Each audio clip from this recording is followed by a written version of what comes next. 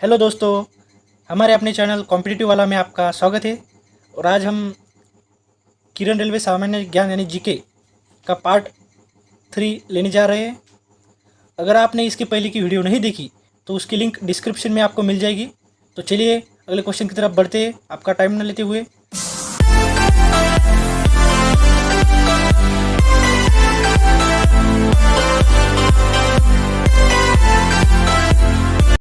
तो चलिए अगले क्वेश्चन की तरफ। आज 101 से लेकर 150 तक क्वेश्चन लेंगे, यानी हम रोज़ 50 क्वेश्चन लेते हैं, तो आज भी हम 50 क्वेश्चन लेंगे। निम्नलिखित गुहा चित्रों में सबसे पुराने चित्र कौन से हैं? तो चलिए बताइए इसका सही आंसर क्या है।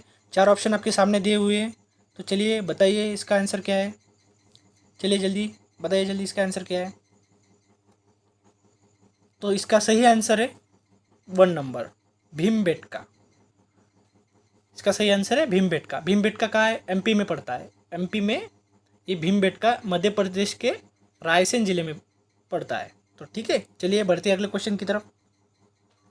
अगला क्वेश्चन है, मध्य प्रदेश स्थित प्रसिद्ध सांची स्तूप का निर्माण किसने किया? तो चलिए बताइए किसने किया सांची स्तूप का निर्माण।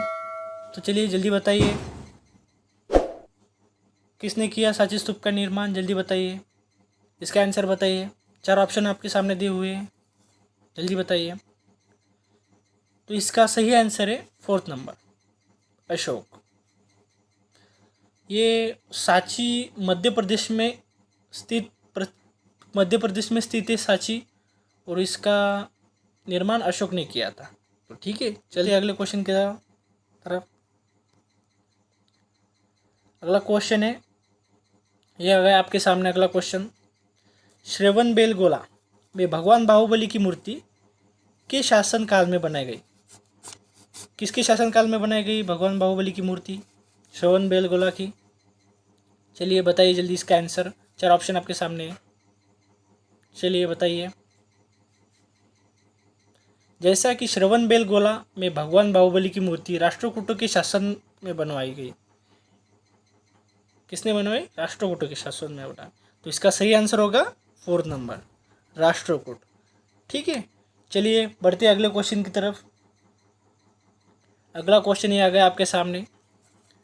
हड़प्पन लोगों को किसकी जानकारी नहीं थी? चलिए बताइए जल्दी कि हड़प्पन लोगों को किसकी जानकारी नहीं थी।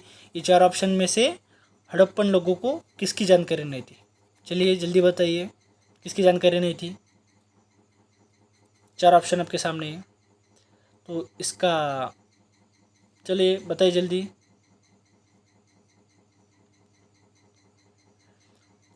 इसका सही आंसर है 3rd नंबर, लोहा। 3 नंबर, हड़प्पन लोगों को लोहे की जानकारी नहीं थी। किसकी जानकारी नहीं थी? लोहे की। ठीक है, तो चलिए अगले क्वेश्चन की तरफ बढ़ते हैं। यह आ गया अगला क्वेश्चन आपके सामने। हड़प्पा कालीन सभ्यता का विशाल कोठार अनाज संग्रह करने का स्थान कहाँ मिला? कहाँ मिला अनाज संग्रह करने का स्थान? यानी धान्यागार, महान धान्यागार भी बोलते हैं इसको। 2-3 शब्दों में इसका 2-3 शब्दों में बोलते हैं इसको, महान धान्यागार भी बोलते हैं इसको। तो चलिए बताइए इसका सही आंसर क्या है। इसका सही आंसर है मोहनजोदड़ो। कहाँ मिला? मोहनजोदड़ो में। ठीक है, मोहनजोदड़ो कहाँ पड़ता है? ये मोहनजोदड़ो पाकिस्तान के लरकाना ज़िले में पड़ता है, सिंधु नदी के तट पर। तो ठीक है, और इसकी खोज किसने की थी? चलिए बताइए जल्दी इसकी खोज की थी। तो इसकी खोज 1922 में राखलदास बैनर्जी ने की थी। ठीक है, चलिए बढ़ते अगले क्वेश्चन की तरफ। इनमें से किसे सही मिलाया गया है? तो सही बताइए, इनमें से कौन कौन सा सही है। तो देखिए, पहला बुद्ध का जन्म लुम्बिनी, सही है। दूसरा बुद्ध का ज्ञानोदय बोध गया, सही है। दूसरा भी बराबर है। बुद्ध का पहला सिख मतलब ज्ञान प्राप्ति हुई, सारनाथ, बराबर है, ये भी बराबर है। और 4th नंबर बुद्ध का निधन, कुशीनगर, यानी महापरिनिर्वाण, इसे महापरिनिर्वाण भी कहते हैं। तो कहा कुशीनगर, ये भी सही है। तो इसका आंसर है 1, 2, 3 एवं 4, मतलब इसका पहला बराबर है 1 नंबर। ठीक है, सब बराबर। ठीक है, चलिए बढ़ते अगले क्वेश्चन की तरफ। ये आ गया अगला क्वेश्चन आपके सामने। ये अगला क्वेश्चन आपके सामने, बाणभट्ट किसके दरबार में रहते थे? तो चलिए जल्दी बताइए, बाणभट्ट किसके दरबार में रहते थे? चलिए बताइए जल्दी, 4 ऑप्शन आपके सामने है, चलिए जल्दी बताइए। तो इसका आंसर है हर्षवर्धन। जैसा कि बाणभट्ट हर्षवर्धन के दरबारी कवि थे, जिसने हर्षचरित्र और कादम्बरी नामक पुस्तक लिखी। क्या लिखी? हर्षवर्धन के दरबारी कवि थे और इसने हर्ष चरित्र और कादम्बरी नामक पुस्तक लिखी। ठीक है, चलिए बढ़ते अगले क्वेश्चन की तरफ। बौद्ध साहित्य लिखा, किसने लिखा बौद्ध साहित्य? किसने, कौन सी भाषा में लिखा? चलो जल्दी बताइए कौन सी भाषा में लिखा। चलिए बताइए कौन सी भाषा में लिखा बौद्ध साहित्य? तो इसका सही आंसर है पाली भाषा में। कौन सी भाषा में लिखा? पाली भाषा में। तो इसका सेकंड नंबर बराबर है, पाली भाषा में। और बौद्ध साहित्य को त्रिपिटक कहा गया है। क्या कहा गया है? त्रिपिटक। इसकी रचना पाली में मिलती है। तो ठीक है, चलिए बढ़ते हैं अगले क्वेश्चन की तरफ। सिंधु घाटी सभ्यता में का कोई संकेत ट्रेस नहीं मिलता। सिंधु घाटी सभ्यता में का कोई संकेत या ट्रेस नहीं मिलता। तो 4 ऑप्शन आपके सामने, इन चारों में से किसका नहीं मिलता? चलिए जल्दी बताइए, इन चारों में से किसका नहीं मिलता? तो इसका सही आंसर है गन्ना। गन्ने का नहीं मिलता, तिल का मिलता है, सरसों का मिलता है, जौ का मिलता है, पर इनका नहीं मिलता। किसका? गन्ने का। इसका सही आंसर है 1 नंबर 1 नंबर गन्ना। तो ठीक है, चलिए बढ़ते अगले क्वेश्चन की तरफ। ये आ गया आपके सामने अगला क्वेश्चन। बौद्ध धर्म के 3 रत्नों में कौन सा शामिल नहीं था? तो चलिए जल्दी बताइए कि बौद्ध धर्म में के, तो चलिए बताइए बौद्ध धर्म के त्रिरत्न में कौन सा रत्न शामिल नहीं है, या कौन शामिल नहीं है? बताइए इसका सही आंसर क्या है? 110 नंबर। जैसा कि बौद्ध धर्म के 3 रत्न में अहिंसा को शामिल नहीं किया गया। किसको शामिल नहीं किया गया? अहिंसा को। इसमें क्या क्या है? बौद्ध, धम्म, संघ, मतलब ये बौद्ध, धम्म और ये 4 नंबर, ये तीनों शामिल है, और ये 2 नंबर का उसमें शामिल नहीं किया गया। इसका नहीं है, इसका पार्ट नहीं है। त्रिपिटक बोलते बौद्ध, धम्म, संघ को। तो ठीक है, इसका ये पार्ट नहीं है। तो सेकंड नंबर इसका आंसर है। कौन सा आंसर है? सेकंड नंबर, 2 नंबर, अहिंसा। ठीक है, चलिए बढ़ते अगले क्वेश्चन की तरफ। एक आ गया अगला क्वेश्चन आपके सामने। निम्नलिखित में से किस स्थान पर जैन तीर्थकार महावीर की मृत्यु हुई थी? तो चलिए जल्दी बताइए किस स्थान पर जैन तीर्थकार महावीर स्वामी की मृत्यु हुई थी? चलिए जल्दी बताइए, 4 ऑप्शन आपके सामने हैं, चलिए बताइए जल्दी। तो इसका सही आंसर है पावापुरी। ठीक है, जैसा कि महावीर स्वामी की मृत्यु 468 ईस्वी पूर्व में हुई थी। कब हुई थी? 468 ईस्वी पूर्व में। ठीक है, और उनका जन्म वैशाली के निकट कुंडग्राम में हुआ था। क्या हुआ था? वैशाली के निकट कुंडग्राम में। तो चलिए बढ़ते अगले क्वेश्चन की तरफ। निम्नलिखित में से कौन जैनवाद के 3 रत्नों में शामिल नहीं है? तो चलिए जल्दी बताइए, ये 4 ऑप्शन में से कौन सा शामिल नहीं है? जैनवाद के 3 रत्नों में शामिल नहीं है, कौन शामिल नहीं है? बताइए जल्दी, चलिए जल्दी बताइए कौन शामिल नहीं है? चलिए जल्दी बताइए कौन सा शामिल नहीं है? जैसा कि बौद्ध जैन धर्म में मोक्ष के लिए 3 साधन बताए गए। वो 3 साधन है सम्यक ज्ञान, सम्यक आचरण और सम्यक श्रद्धा, और 4 नंबर गलत है।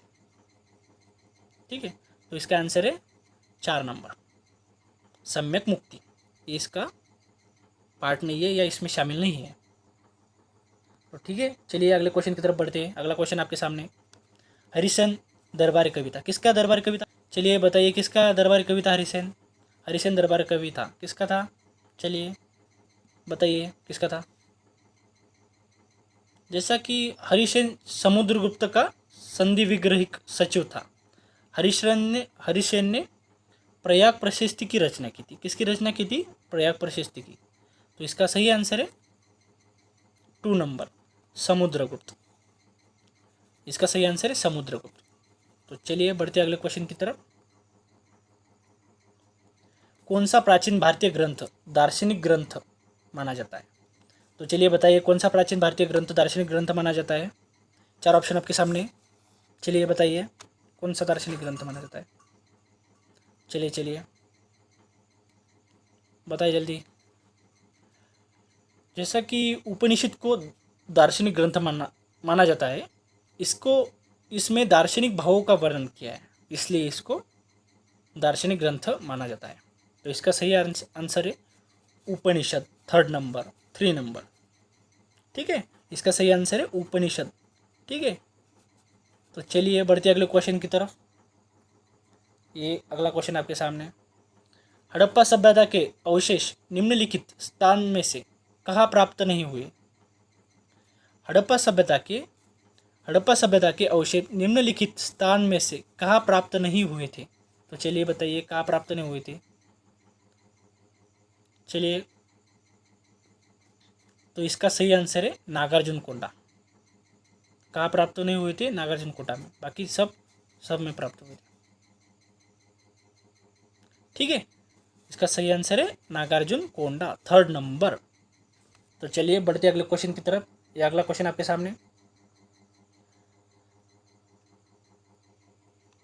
आपके सामने। हिंदू विधि की किस सर्वप्रथम संहिताबद्ध किया? हिंदू विधि को किसने सर्वप्रथम संहिताबद्ध किया? चलिए बताइए इसका आंसर क्या है? किसने हिंदू विधि को सर्वप्रथम संहिताबद्ध किया? तो इसका आंसर है मनु। किसने किया? मनु ने। और मनु कौन था? मनु ने मनुस्मृति की रचना की थी। किसने? मनु ने मनुस्मृति की रचना, और ये शुंग काल में हुई, और ये शुंग काल के दौरान था। कौन? मनु। ठीक है, चलिए बढ़ते अगले क्वेश्चन की तरफ। ये अगला क्वेश्चन आपके सामने। निम्नलिखित में से किस शासन ने सम्राट हर्षवर्धन को पराजित किया? तो चलिए जल्दी बताइए किस शासन ने सम्राट हर्षवर्धन को पराजित किया? 4 ऑप्शन आपके सामने है, तो चलिए जल्दी बताइए। चलिए जल्दी बताइए किसने पराजित किया?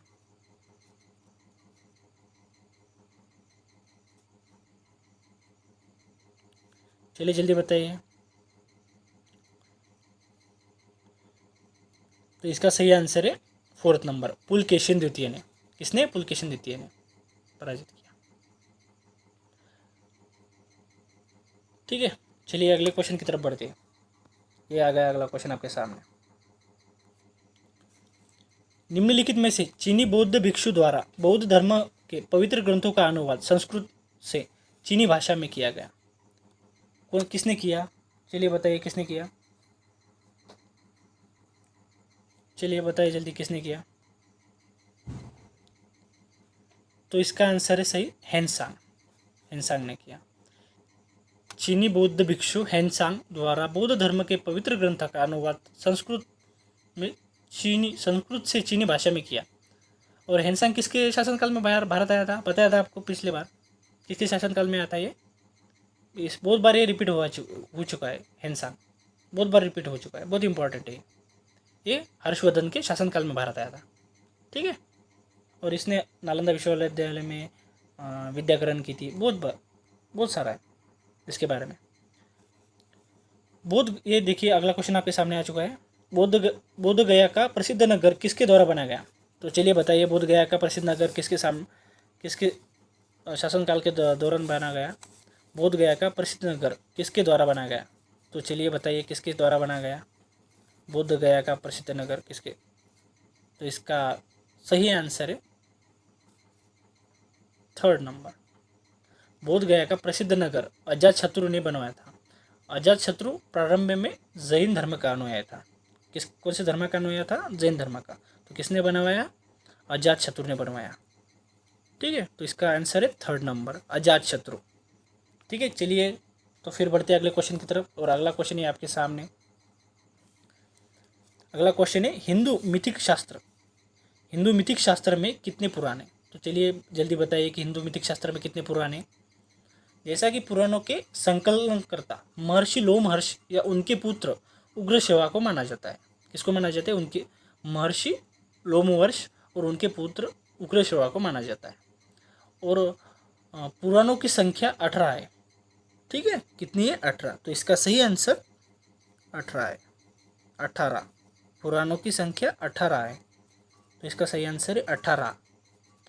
तो चलिए बढ़ते अगले क्वेश्चन की तरफ। और ये अगला क्वेश्चन आपके सामने ये रहा। थोड़ा क्रॉस हो चुका है, कोई दिक्कत नहीं है। ये अगला क्वेश्चन आपके सामने ये रहा। लगभग 185 ईसा पूर्व पुष्पमित्र द्वारा स्थापित लगभग 185 ईसा पूर्व विश्वामित्र द्वारा स्थापित किया गया भारत शासक दल वंश कौन से है जिसने मौर्य वंश का स्थान लिया? कौन सा वंश है जिसने मौर्य वंश का स्थान लिया? मतलब मौर्य वंश के बाद कौन सा वंश की स्थापना हुई मौर्य वंश के बाद? ठीक है, जैसा आपको बताया पिछले बार, पुष्पमित्र मौर्य वंश के अंतिम शासक बृहद्रथ का सेनापति था। कौन था? पुष्पमित्र। फिर पुष्पमित्र शुंग ने बृहद्रथ की हत्या कर शुंग वंश की स्थापना की। किसको मारकर? बृहद्रथ को मारकर, जो मौर्य वंश का आखिरी शासक था, उसको मारकर शुंग वंश की स्थापना की। तो इसका सही आंसर है शुंग वंश, मतलब 4 नंबर शुंग। तो ठीक है, चलिए बढ़ते अगले क्वेश्चन की तरफ। ये अगला क्वेश्चन आपके सामने। एक विशिष्ट शैली जो भारतीय बौद्ध धर्म तथा ग्रीक रोमन प्रभावों का मिश्रण है का नाम किस शहर के नाम पर पड़ा है? कौन सी है? चलिए बताइए कौन सी शैली है। चलिए जल्दी बताइए इसका सही आंसर क्या है। तो इसका सही आंसर है गांधार शैली। ठीक है, इसका आंसर है गांधार शैली। और ये गांधार शैली का विकास किस किस काल में हुआ? तो कुषाण काल में स्वतंत्र शैली का विकास हुआ, जिसमें गांधार शैली है। ठीक है,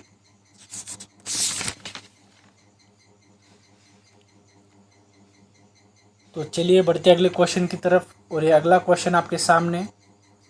सिंधु घाटी सभ्यता का विशाल स्नानागार कहाँ पाया गया? चलिए जल्दी बताइए कि सिंधु घाटी का विशाल स्नानागार कहाँ पाया गया? 4 ऑप्शन आपके सामने है, चलिए बताइए। तो इसका सही आंसर है मोहनजोदड़ो में। कहाँ प्राप्त हुआ? मोहनजोदड़ो में। और ये मोहनजोदड़ो कहाँ पड़ता है? ये पाकिस्तान के ललकाना जिले में पड़ता है। कहाँ पड़ता है? पाकिस्तान के सिंध प्रांत के ललकाना जिले में, और ये सिंधु नदी के तट पर स्थित है। ठीक है, तो चलिए बढ़ते अगले क्वेश्चन की तरफ। अगला क्वेश्चन ये आपके सामने। बिंबिसार के समय में मगध की राजधानी कौन सी थी? तो चलिए जल्दी बताइए कि बिंबिसार के समय मगध की राजधानी कौन सी थी? चलिए बताइए जल्दी, 4 ऑप्शन आपके सामने है। तो इसका सही आंसर है राजगृह। बिंबिसार के समय मगध की राजधानी राजगृह थी। तो ठीक है, चलती है अगले क्वेश्चन की तरफ। ये अगला क्वेश्चन आपके सामने है। निम्नलिखित में से किस विदेशी यात्री ने भारतीयों को गर्म स्वभाव का परंतु ईमानदार कहा है? क्या कहा है? निम्न में से किस विदेशी यात्री ने भारतीयों को गर्म स्वभाव का परंतु ईमानदार कहा है? किसने गर्म स्वभाव का परंतु ईमानदार कहा है? कौन सी यात्री ने कहा है?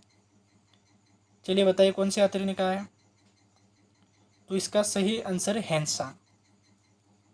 हेनसांग ने भारतीयों को गर्म स्वभाव का परंतु ईमानदार कहा है। ठीक है, तो इसका सही आंसर है हेनसांग। तो चलिए बढ़ते अगले क्वेश्चन की तरफ। और अगला क्वेश्चन आपके सामने। अलेक्जेंडर ने भारतवर्ष पर आक्रमण कब किया? तो चलिए बताइए अलेक्जेंडर ने किया। तो चलिए जल्दी बताइए कि अलेक्जेंडर ने भारतवर्ष पर अपना आक्रमण कब किया? चलिए जल्दी बताइए कब किया। जैसा कि अलेक्जेंडर यानी कौन? अलेक्जेंडर किसे कहा जाता है? अलेक्जेंडर अलेक्जेंडर यानी सिकंदर ने सिकंदर के आक्रमण की तिथि लगभग 326 से 326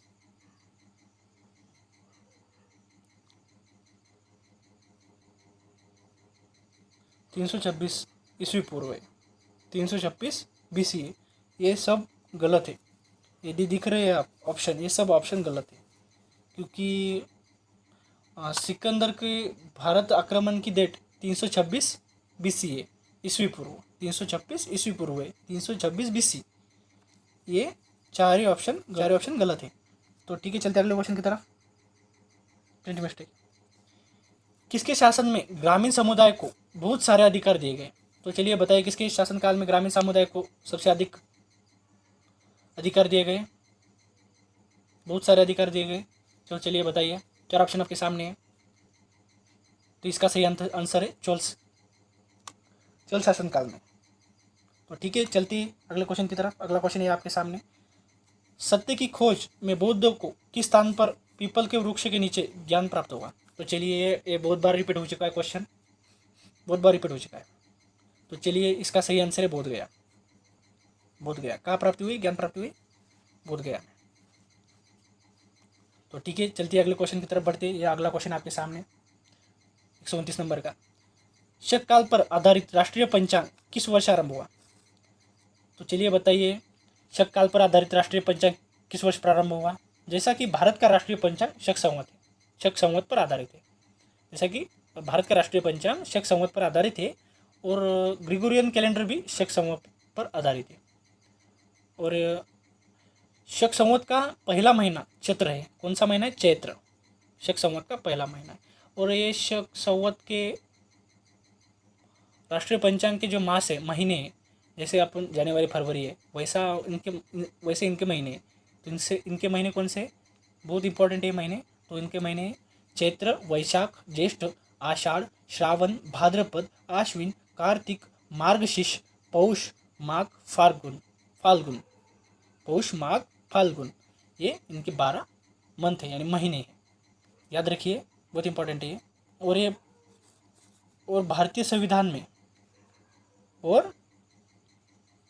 भारतीय संविधान ने इसे मतलब राष्ट्रीय पंचांग के रूप में स्वीकारा था। कब स्वीकारा था राष्ट्रीय पंचांग में के रूप में भारतीय संविधान में इसे? तो इसकी डेट है 22 मार्च 1957। 22 मार्च 1957 को शक संवत को राष्ट्रीय पंचांग के स्वरूप में ग्रहण किया गया। ठीक है, तो चलिए बढ़ते अगले क्वेश्चन की तरफ। तो इसका आंसर पता नहीं, तो इसका आंसर बताओ 78 AD, थर्ड नंबर। तो इसका सही आंसर है 78 AD। तो चलिए बढ़ते अगले क्वेश्चन की तरफ। ये अगला क्वेश्चन आपके सामने। हड़प्पन संस्कृति की मुद्राओं एवं पक्की मिट्टी के कलाकृति में निम्नलिखित किस पशु का चित्रण नहीं किया गया? ये रिपीट हो चुका है क्वेश्चन फिर से। जैसा कि हड़प्पा में मिली पक्की मिट्टी यानी टेराकोटा, क्या कहा जाता है उस पक्की मिट्टी को? टेराकोटा। को ज़्यादातर मूर्तियाँ जानवरों की है, लेकिन उनमें से कोई भी गाय की नहीं है, मतलब गाय की चित्रण नहीं मिला। तो इसका आंसर है 1 नंबर, गाय की आंसर है गाय। तो ठीक है, बढ़ते अगले क्वेश्चन की तरफ। और अगला क्वेश्चन आपके सामने। हड़प्पा सभ्यता के निम्न स्थानों में से असंगत को निकालिए। मतलब हड़प्पा सभ्यता में जितने स्थान है उसमें असंगत को निकालिए, मतलब किसका मेल नहीं लगता। चलिए, अलग कौन सा इसमें देखिए। कालीबंगन कहाँ है? राजस्थान में है। कालीबंगन कहाँ है? राजस्थान में। ये मोहनजोदड़ो कहाँ है? ये पाकिस्तान के लरकारा जिले में। और ये लोथल कहाँ है? ये लोथल अहमदाबाद, भारत में अहमदाबाद जिले में, गुजरात के अहमदाबाद जिले में भोगा नदी के किनारे है। और ये सुरकोटड़ा गुजरात के सुरकोटड़ा, ये गुजरात के कच्छ जिले में। मतलब ये तीनों भारत में स्थित है। 1 2 3 तीनों भारत में। कालीबंगन, लोथल, सुरकोटड़ा क्या है? सुरकोटड़ा, ये तीनों भारत में। लेकिन मोहनजोदड़ो पाकिस्तान में। तो इसका आंसर है पाकिस्तान, 2 नंबर। चलिए बढ़ते अगले क्वेश्चन की तरफ। ये अगला क्वेश्चन आपके सामने। उदयगिरी के पत्थर में काटे गुफाओं के किस राज्य में स्थित है? जो उदयगिरी के पत्थर है, उदयगिरी के पत्थर से काटी गई गुफा है, उदयगिरी की जो पत्थर से काटी गई गुफा है वो कौन से राज्य में स्थित है? जो पत्थर से काटकर बनाई गई गुफा है उदयगिरी की, वो कौन से राज्य में स्थित है? तो चलिए बताइए, इसका आंसर कौन सा है? चलिए, तो उसका सही आंसर है उड़ीसा में, 4th नंबर, उड़ीसा। जैसे उड़ीसा के उदयगिरी की जो उदयगिरी एवं खंडगिरी में खारवेल राजा के कार्यकाल के दौरान ये बनाई गई है, गुफा काट कर बनाई गई। तो चलिए अगले क्वेश्चन की तरफ बढ़ते हैं। अगला क्वेश्चन आपके सामने, मगध सिंहासन के लिए बिंबिसार का उत्तराधिकारी कौन बना? जो मगध सिंहासन के लिए बिंबिसार का उत्तराधिकारी कौन बना? तो चलिए बताइए इसका आंसर क्या है। तो इसका सही आंसर है अजातशत्रु, 3rd नंबर। तो इसका सही आंसर है अजातशत्रु, 3rd नंबर। चलिए बढ़ते अगले क्वेश्चन की तरफ। गौतम बुद्ध का जन्म कहाँ हुआ था? तो चलिए जल्दी बताइए कि गौतम बुद्ध का जन्म कहाँ हुआ था। ये 4 ऑप्शन आपके सामने है। तो चलिए जल्दी बताइए इसका आंसर क्या है। तो चलिए, और आपने कितने क्वेश्चन अटेम्प्ट किए कमेंट बॉक्स में ज़रूर बताइएगा। आपने कितने अटेम्प्ट किए और कितने बराबर आए, मतलब वो कितने आपने अटेम्प्ट किए। और तो इसका सही आंसर है लुम्बिनी। ये लुम्बिनी कहाँ पड़ता है? नेपाल में। लुम्बिनी कहाँ पड़ता है? नेपाल में। तो इसका आंसर है लुम्बिनी। कहाँ जन्म हुआ? लुम्बिनी में, भगवान बुद्ध का, नेपाल के लुम्बिनी में। गुप्त काल के उत्तरार्ध में भारत पर आक्रमण करने वाला हुन कौन थे? किसने किया था भारत पर आक्रमण? कौन से हुन कहाँ से आए थे? कौन थे हुन? तो इसका सही आंसर है मध्य एशिया के एक यायावर। कहाँ के थे? मध्य एशिया की एक यायावर जनजाति से थे। कौन सी जनजाति से थे? मध्य एशिया की यायावर जनजाति से। इसका सही आंसर है 1 नंबर। ठीक है, चलिए बढ़ते अगले क्वेश्चन की तरफ। पुरातात्विक एवं अन्य उपलब्ध साक्ष्यों के आधार पर निम्न में से कौन एक हड़प्पा संस्कृति के अवसान के लिए उत्तरदायी नहीं माना जाता है? मतलब हड़प्पाकालीन जो हड़प्पा संस्कृति थी उसका नाश हुआ था, उसमें से किसको उत्तरदायी इसका नहीं माना जाता? तो इसका आंसर बताइए। चलिए ऑप्शन आपके सामने, जैसा कि इसके 4 ऑप्शन गलत है। सिंधु सभ्यता के पतन में विद्वानों का विभिन्न मतभेद है। जैसा कि मार्शल ने इसको पतन का मुख्य कारण बाढ़ माना है। मार्शल ने इसका मुख्य कारण बाढ़ माना है, मतलब बाढ़ से तबाह हुई ऐसा।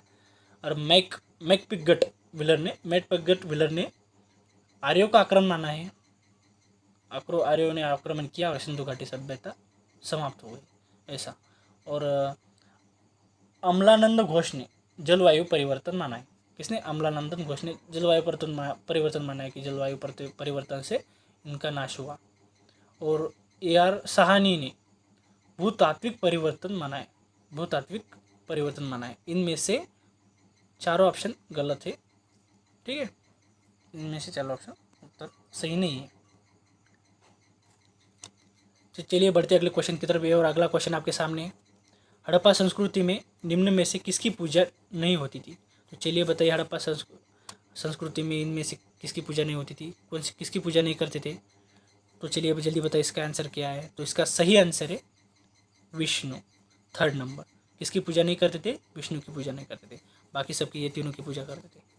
तो ठीक है, चलिए बढ़ते अगले क्वेश्चन की तरफ। ये अगला क्वेश्चन आपके सामने, उमरी जो हड़प्पन सभ्यता का एक स्थल है किस प्रांत में स्थित है? जो उमरी हड़प्पा सभ्यता का स्थल है उमरी, ये कहाँ का स्थान है?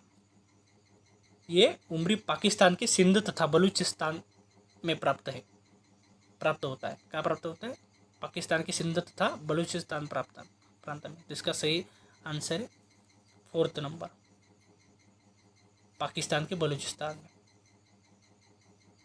कहाँ है? मतलब ये पाकिस्तान के सिंध प्रांत से, उमरी पाकिस्तान से सिंध तथा बलूचिस्तान से प्राप्त होता है। ठीक है, तो इसका सही आंसर है बलूचिस्तान। इसका सही आंसर है बलूचिस्तान। चलिए बढ़ते हैं अगले क्वेश्चन की तरफ।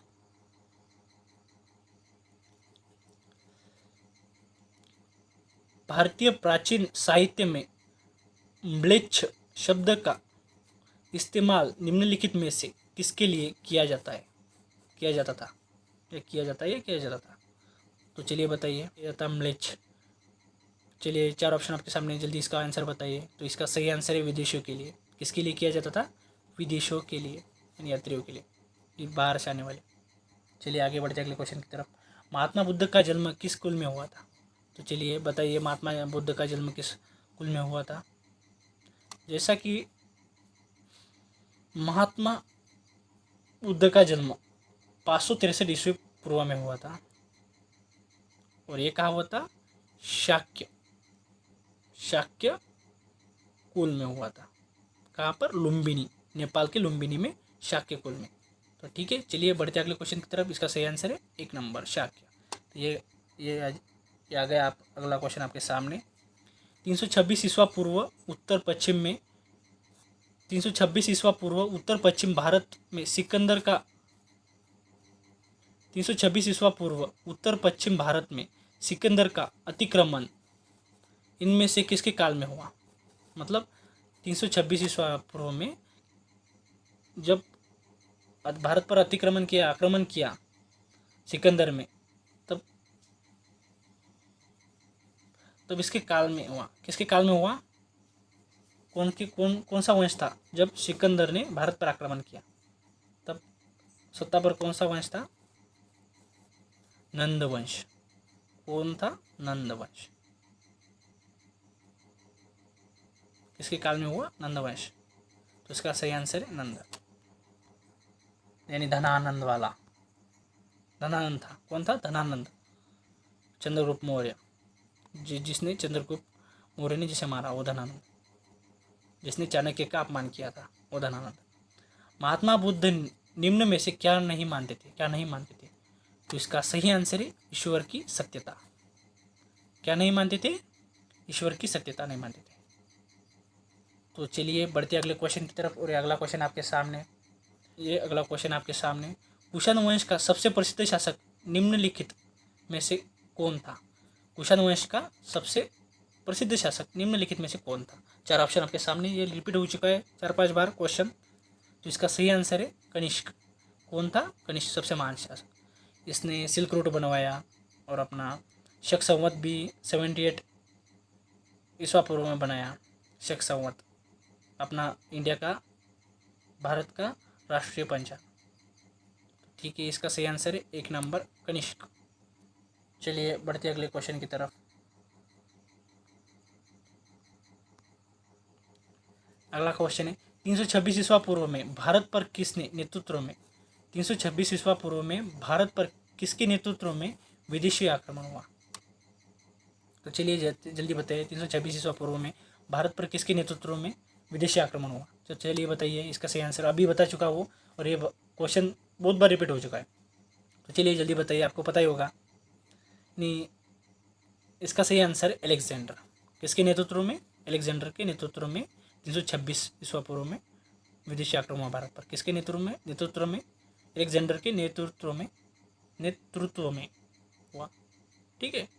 अलेक्जेंडर कौन था? अलेक्जेंडर यानी सिकंदर, इसको ही सिकंदर कहते हैं। Alexander the great, Alexander the great को ही सिकंदर कहते हैं। किसने किया? किसके नेतृत्व में किया? तो ये अलेक्जेंडर के नेतृत्व में किया। ठीक है। तो चलिए बढ़ते अगले क्वेश्चन की तरफ। पांड्य वंश की राजधानी किस स्थान पर अवस्थित हुआ करती थी? पांड्य वंश की राजधानी किस स्थान पर अवस्थित हुआ करती थी? चलिए बताइए, इसका सही आंसर क्या है?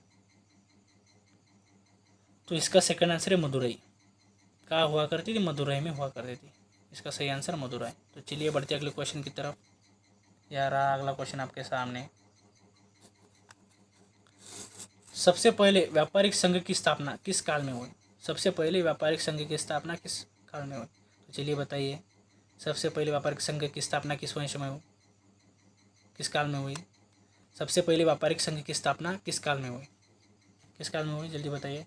तो ये महाजनपद काल में हुई, ये महाजनपद काल में। तो इसका सही आंसर है 1 नंबर, महाजनपद काल। ठीक है। तो चलिए बढ़ते अगले क्वेश्चन की तरफ। और अगला क्वेश्चन आपके सामने आ चुका है। 7 वर्णों के अधिकतर सिक्के किस धातु के मिले हैं? तो चलिए बताइए, 7 वर्णों के अधिकतर सिक्के किस धातु के मिले हैं? तो चलिए बताइए। तो इसका आंसर है सीसा। किस धातु की मिली? शीशे की मिली। तो ठीक है, चलिए इसका सही आंसर है 4th नंबर। चलिए अगले क्वेश्चन की तरफ बढ़ते हैं। अगला क्वेश्चन है, महावीर किस राजघराने में पैदा हुए थे? किस राजघराने में पैदा हुए थे महावीर? चलिए जल्दी बताइए किस राजघराने में पैदा हुए थे? चलिए बताइए किस राजघराने में? तो इसका सही आंसर है क्षत्रिय। तो इसका सही आंसर है क्षत्रिय। कौन से राजघराने में पैदा हुए थे? क्षत्रिय। 4th नंबर इसका आंसर है। तो ठीक है, चलती है अगले क्वेश्चन की तरफ। चट्टानों को काटकर बनाए गए एलिफेंटा के प्रसिद्ध मंदिर किसने बनवाए? किसने बनवाए? इसके पहले एक क्वेश्चन आ चुका है, सिर्फ पहले पूछा था कि चट्टानों से काटकर गुफाएं किसने बनवाई, और अब पूछ रहा है चट्टानों से काटकर एलिफेंटा प्रसिद्ध मंदिर किसने बनवाए? एलिफेंटा मंदिर कहाँ है? ये महाराष्ट्र में स्थित। कहाँ है? ये महाराष्ट्र में। ये किसने बनवाए? राष्ट्रकूटों ने बनवाए। किसने बनवाए? राष्ट्रकूटों ने। बहुत प्रसिद्ध मंदिर है एलिफेंटा का, कैलाश मंदिर बोलते हैं, कैलाश मंदिर बहुत प्रसिद्ध है, राष्ट्रकूटों ने बनवाया। ठीक है, चलती है अगले क्वेश्चन की तरफ। ये आखिरी क्वेश्चन है अगला। ये आखिरी क्वेश्चन है, वराहमिहिर व वृत्त संहिता ग्रंथ आधारित है। वराहमिहिर का वृत्त संहिता ग्रंथ आधारित है। किस पर आधारित है वराहमिहिर का वृत्त संहिता? तो चलिए बताइए किस पर आधारित है? तो ये वराहमिहिर का चंद्रगुप्त द्वितीय यानी विक्रमादित्य के दरबार में रहने वाले प्रमुख विद्वान थे। कौन? वराहमिहिर। तो इनका प्रसिद्ध ग्रंथ है 4th नंबर खगोल विज्ञान पर। ठीक है, तो इसका सही आंसर है 4th नंबर खगोल विज्ञान। तो सही आंसर है खगोल विज्ञान। चलिए दोस्तों, फिर कल मिलते हैं